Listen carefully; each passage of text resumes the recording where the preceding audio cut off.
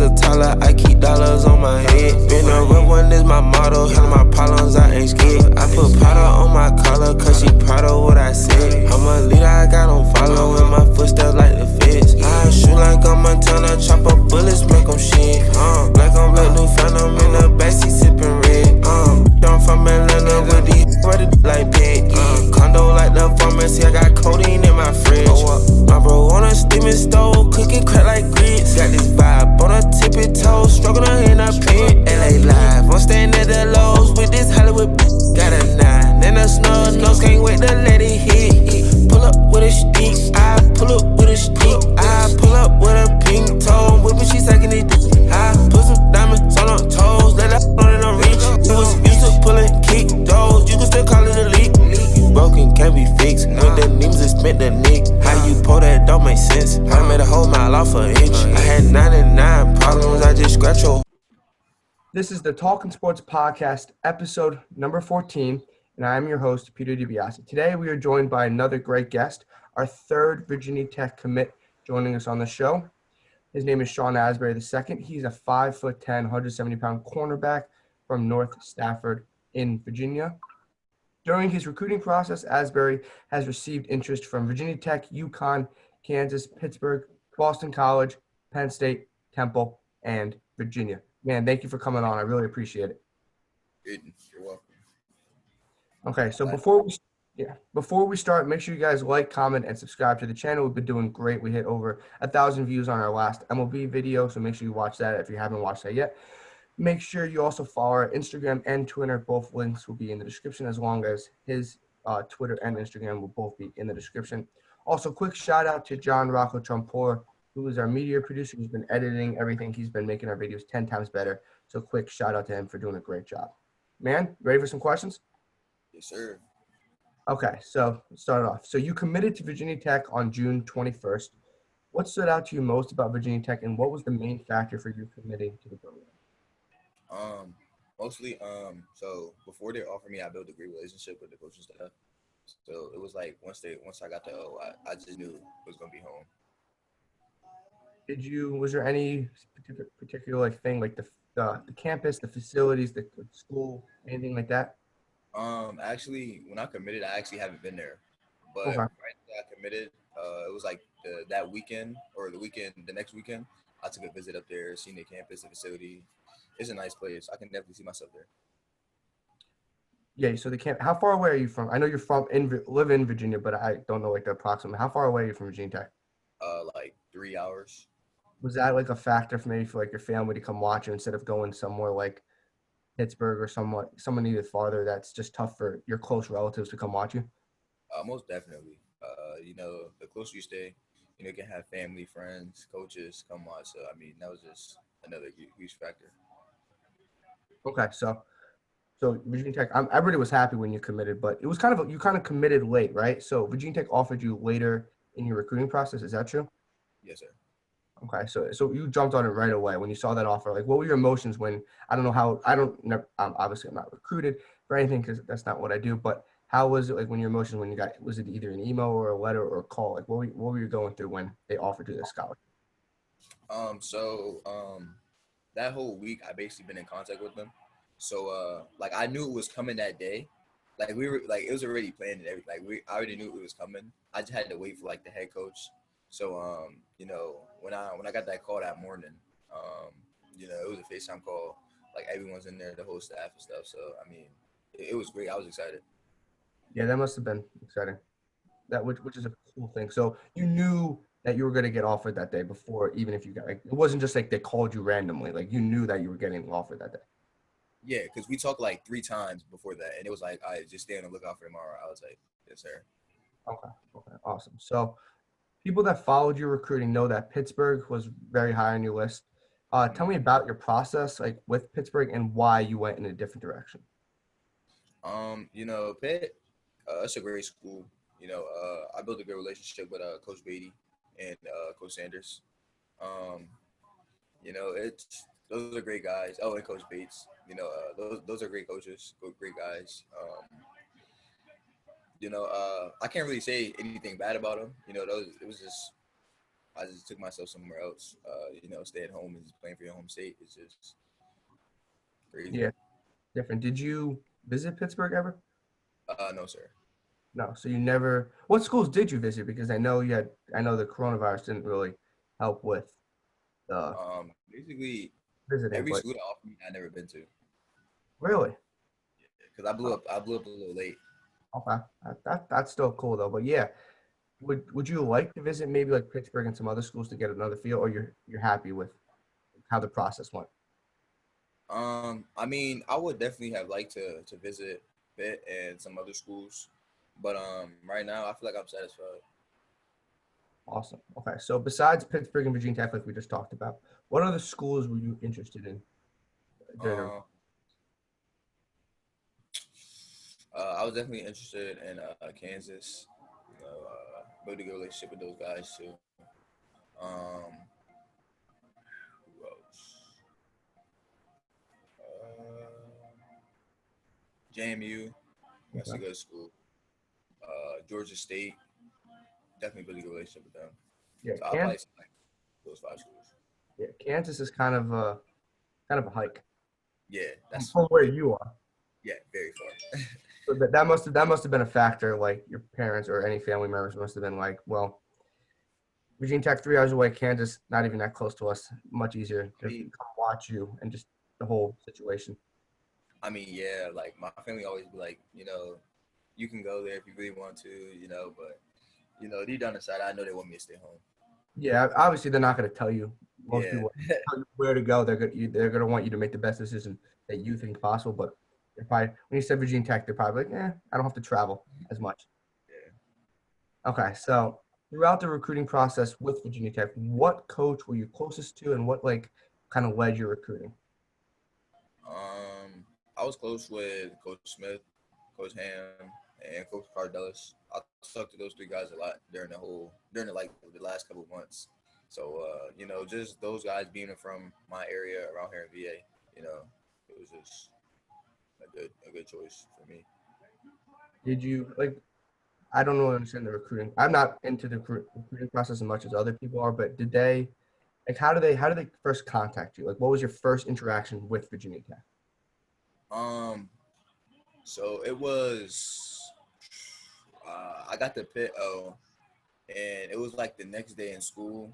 I want to say Coach Smith followed me, and then we just started texting, started calling and stuff like that. And then later on, I started talking to Coach Ham, and then after that, I started talking to Coach Cardellis, and then it just started coming to like an every other day thing. That's cool. And I know you play cornerback, and I also read you play safety. What position do you more familiar Um, at? Cornerback or safety? I know I said corner in the intro, but I also read that you play safety. yeah, I like playing both. I play safety for my high school now, but when I go to college, I feel like I'm gonna transform to a corner. Yeah. Okay. Yeah, because what a safety is usually 6 feet, 6'1". You're around that right head, but yeah, corner, safety, and I know cornerback is. I've read and I believe that corner is like the hardest position in football to play because how do they kind of made it all geared toward offense and the kind of the corners can't really touch anybody and can't play physical. Like, what are your opinions on that? That's just something you gotta accept. Um, you can't really like do anything about it besides just go out there and play football. So that's just something you gotta accept. Okay, so throughout the years, as you probably know, being from Virginia area, Virginia Tech has produced many great defensive backs, including Kendall Cowfour, Cam Chancellor, Brandon Flowers, D'Angelo Hall, Victor Harris, and Greg Stroman, just to name a few.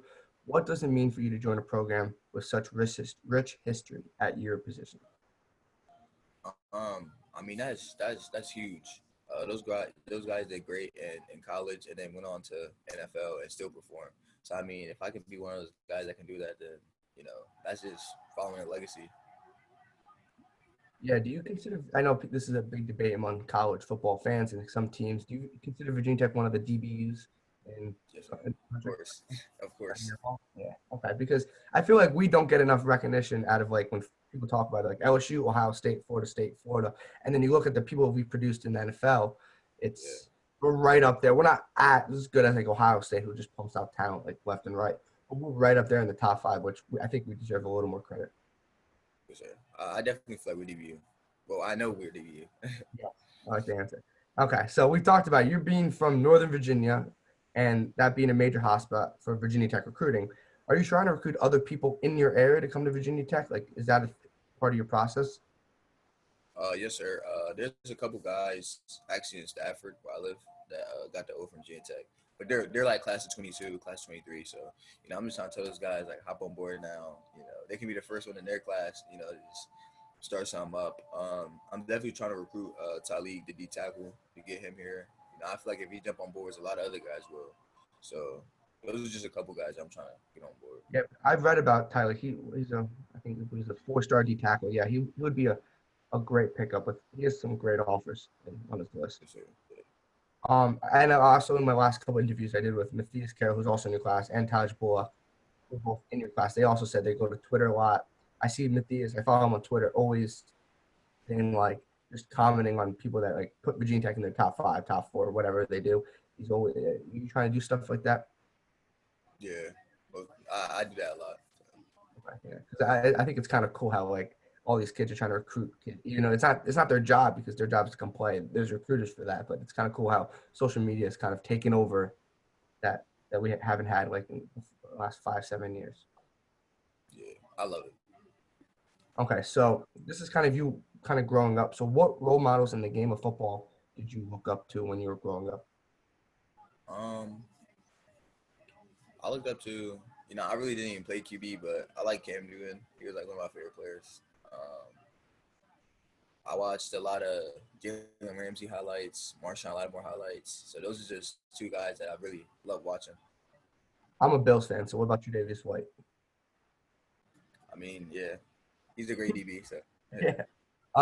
Do you have an NFL team that you root for? I just watch it. I don't really have a favorite team. Okay. Yeah, you're close to the Washington Redskins football team, whatever the heck you want to call it, but some people are fans of that. How far away are you from the Redskins?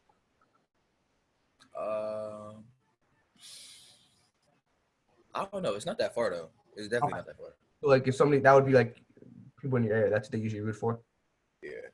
Okay, yeah. Whatever that situation is going on with that, it's kind of crazy, but that's a different topic. What role models like in your family and like that had influenced your game of football? Not football players, but more like family members or close friends that kind of influenced your game of football.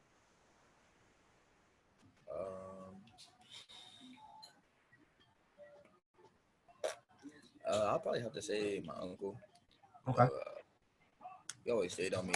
He always stayed on me about football and stuff. So that's just who else? My mom, she stayed on me too about working out and stuff, and just always going to the field. And a lot of my friends actually stayed on me too. So. That's good. That's good. Okay, so what current NFL player most resembles your style of play, and who do you kind of like trying to not model your game after?